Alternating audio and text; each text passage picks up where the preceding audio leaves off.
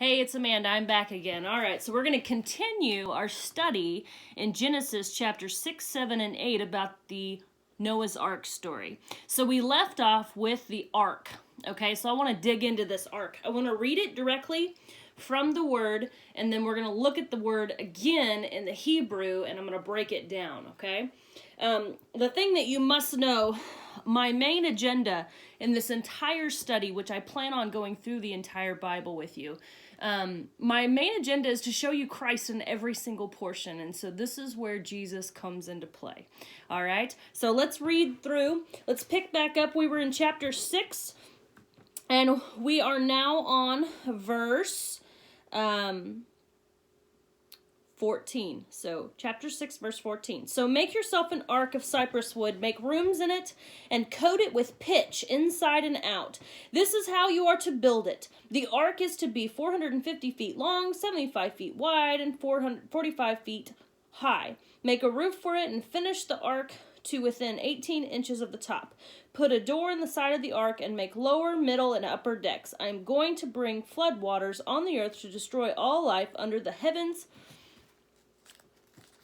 Next page.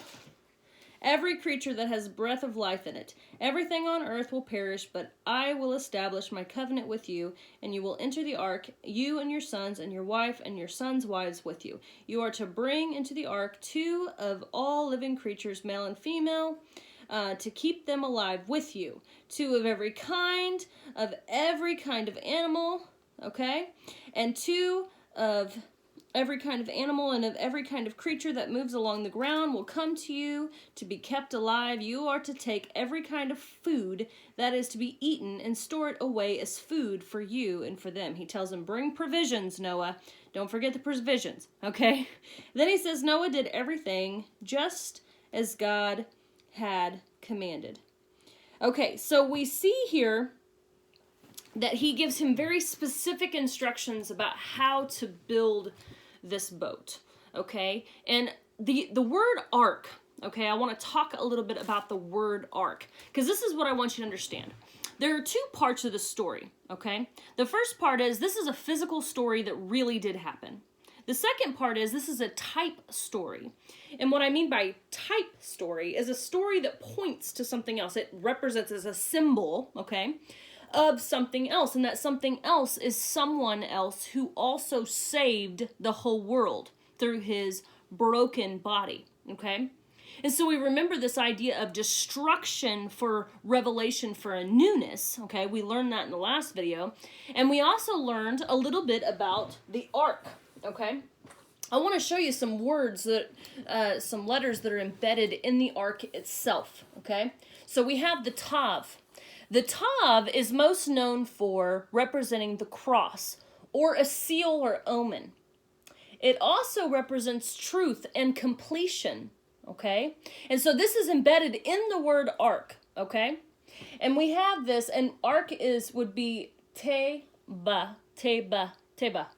That's how you would pronounce that. And so the Tav also has restoration of all existence. I mean, that right there it's restoring all of existence because it's taking what is good and it's going to replenish with that, okay? The ark, the boat, or I would call a barge based on its definition, this box or this chest that's holding all this information, this thing is gigantic, right? And it is being a saving place for all of these animals and for Noah and his family who was found righteous in the eyes of God. Then we have the Bet, which also inhabits the idea of what the ark actually was. They were on this thing for I'm pretty sure it was a little over a year, okay, 300 and something days. The Bet it means house or vessel. And that was their house for a whole year, right? It's also the house of God. And so when we see a Bet, we think about the idea of the house of God, right? Then we have this thing this hay down here. And hay, whenever you see the word hay, the original symbol was a guy with his hands raised, like beholding or recognizing or being revealed. Something was being revealed to him. And so we have this idea of this revelation. And it also represents the breath of the actual creator God. And so we see, not only do we see that the word ark, which makes sense, the letters put together for this word, it embodies this, but it also embodies Christ. Because we see the cross in the ark. We see the house of God in the ark. And we also see revelation and a beholding and the very breath of God in the ark. And so we see Jesus in every single thing, but we can really see him in the ark. If you take the story of Jesus Christ and you take the story of Noah's Ark and you look at them comparatively, you have the story of this man who was righteous, who was following after God. He wasn't perfect. He wasn't perfect by any means. As a matter of fact, he sinned after he got off the boat, and that sin was rather aggressive, okay? But we have this man who is trying to live, trying to walk with the Lord, right? And so he chooses to be with God. He chooses to obey and get on that ark. It's no different with us, with our lives. We try our very best, but we can't be saved. We can't be saved without the grace of God. The ark is the very grace of God. For those people of that time, they had the opportunity to even get on that boat. For those who wanted to turn back to God, they could have. God, if they truly repented, God would have accepted them and they would have been on the boat with Noah, but they didn't. Okay, and so it's the same thing for us. And so here we are, these humans, and we need this salvation. We really need an ark, right? And so we come in and we accept Jesus Christ, and Jesus Christ is our ark. He is the salvation. He is what protects, okay? He is the cross, the seal, the sign. He is the one who restores all of brokenness, okay? And so we see this type to where you can compare the two. Jesus Christ is the ark of Noah's time. I don't think it's a coincidence that John the Baptist baptized with a submersion of water and coming back up. And even the word destroy that is, or to blot out, that is used in that, the very word water is right there. And so we use that idea whenever Jesus died and came back to life. Whenever he did that, it was a renewal, right? And it allowed us to have renewal through that grace and then righteousness under Jesus Christ. Well, whenever we went down into the water as we were baptized, everything was being wiped out. Our sin was being destroyed, and we came back up, and we had newness in Christ. And so we see the ark, and we see the story, and we see that it is a story that points to the very act of what God's going to do to restore all of humanity. Okay? Like I said in the last one, there was a little bit of angelic naughtiness going on. And so there was a need for them to be blotted out. If you go forward a little bit into the story of Exodus and into the story of Joshua, whenever Joshua and Caleb, this is while they're out in the wilderness and they're coming up to a place where they're going to go into Canaan and take over for the promised land. There were 12 of them, Caleb, Joshua, and then some other leaders of the tribes of Israel, and they've been in the desert and they're coming up on their promised land. They go in, the spies go in to check it out, and they come back and they're like, hey, the Nephilim are there, the giants, the renown, like we're grasshoppers in the sight of these dudes. These are bad dudes. And of course we know Caleb and Joshua were like, we can do this, we can trust God, but the other men were not able to trust God, and so that's why they ended up wandering around for 40 years in the desert. But the point is, even after the flood, some of these Nephilim, some of these creatures still existed. Okay? And Jesus refers back to that, and he says that whenever it comes to the time, whenever it draws near that he comes back for the second time, that it will look like the days of Noah. And I believe that means it's going to become more and more corrupt and evil. And if you just look around, just look at the news, it's happening, okay? And who knows what kind of angelic things are going on around us that we can't even see. And it says that there will be a great falling away. It also says that many will be deceived. Even the elect will be deceived by this stuff. And so we have to know these things. We can't be blind to it. We have to pay attention. Okay, so there we go. He's made a boat. Noah has made a boat. Then we go on to chapter 7.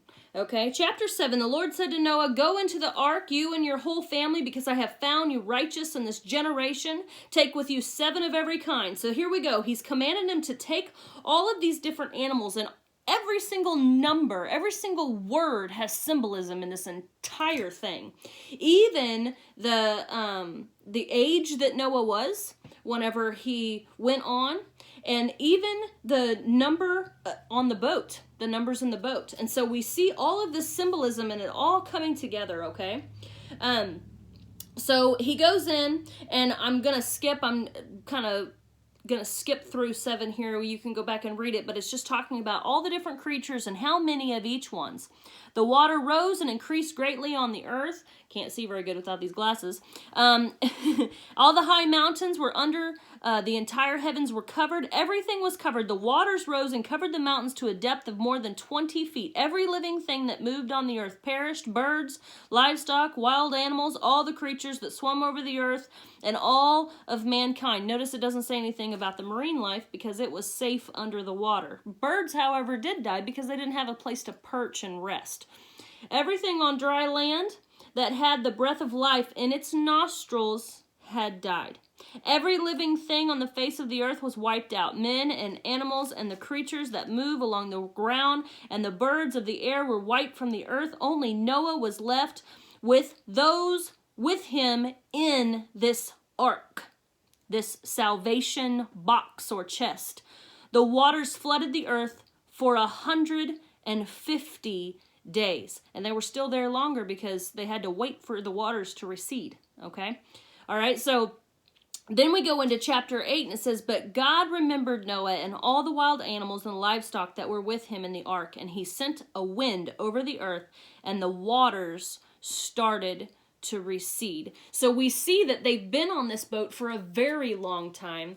I don't remember all the exact numbers. I'd have to go back and relook at that. But if you add up all of the amount of days that they were in the boat prior to the rain, when the rain and the water started to flood up and down and all over the place, and then this 150 days, whenever you add all of that time period up, it ends up being over a year that they were actually on this boat. And it says that God remembered them. They were saved on the boat. They were saved. But you can imagine that would have been a very difficult time. And isn't that true in our own Christian lives, where we're saved and we know Christ and we've accepted him, but times are hard. And I see right here in his word in the very beginning of Genesis where he points to the fact that he will save us through his ark, Jesus Christ, and that he will remember us whenever times are hard and whenever it feels like we've just been out on the boat forever and ever and ever. He still remembers us. So I'm going to stop this video here, and then we're going to pick back up and we're going to read chapter 8. All right? Until we get to the third video.